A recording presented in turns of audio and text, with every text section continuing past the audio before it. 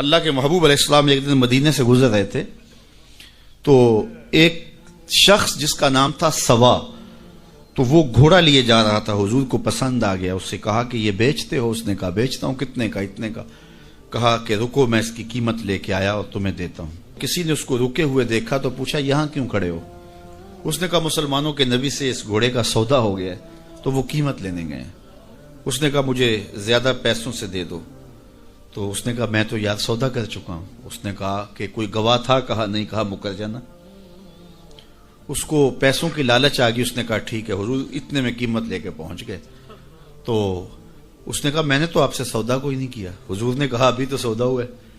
وہ کہنے لگا میں نے سودا کوئی نہیں کیا۔ لوگ بھی اکٹھے ہونے لگے، ہجوم بن گیا۔ اب حضور کہے میں نے گھوڑا خریدا ہے، وہ کہے میں نے بیچا نہیں۔ اب جب لوگوں کا ہجوم بنا تو لوگوں کے ہجوم کا بھی ایک پریشر ہوتا ہے۔ تو اس نے کہا کہ اگر بات لوگوں پہ چلی گئی تو صادق بھی یہ ہیں، امین بھی یہ ہیں، تو لوگ تو انہیں سچا کہیں گے۔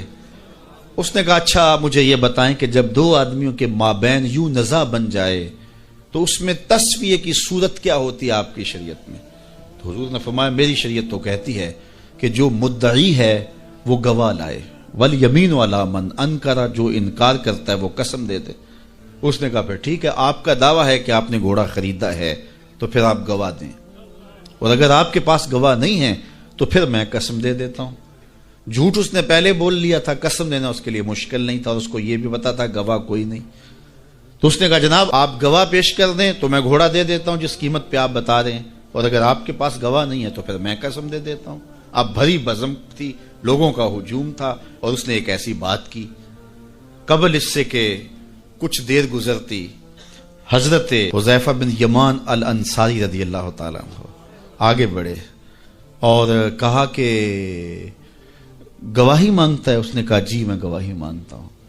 تو کہا میں گواہی دیتا ہوں، جتنے میں حضور نے بتایا اتنے میں سودا ہوا ہے اور حضور نے گھوڑا خریدا ہے۔ اس نے کہا جی ٹھیک ہے میرا مطالبہ پورا ہو گیا، گواہی چاہیے تھی، درکار تھی گواہی، وہ گواہی مل گئی۔ تو اس نے گھوڑا دے دیا اور قیمت اس نے لے لی۔ قیمت اس نے اپنی مرضی کی گھوڑے کے مطابق ہی لی تھی، وہ تو زیادہ پیسوں کے لالچ میں مکرا تھا۔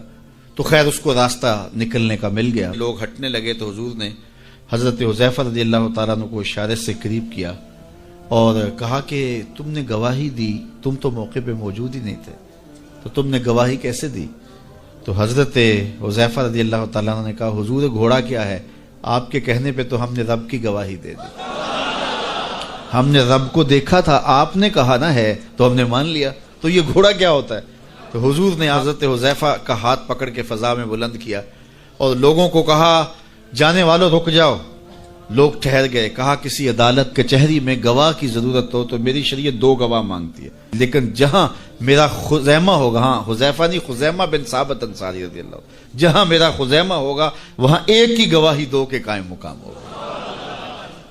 فیض پہنچا اے رضا احمد پاک کا، ورنہ ہم کیا جانتے خدا کون ہے۔ میں اگر خدا سے ملنا چاہوں تو مجھے بتاؤ نہ کہ میں کدھر جاؤں، شرق کو جاؤں، غرب کو جاؤں، شمال کو جاؤں، جنوب کو جاؤں، نیچے سوراخ کروں، اوپر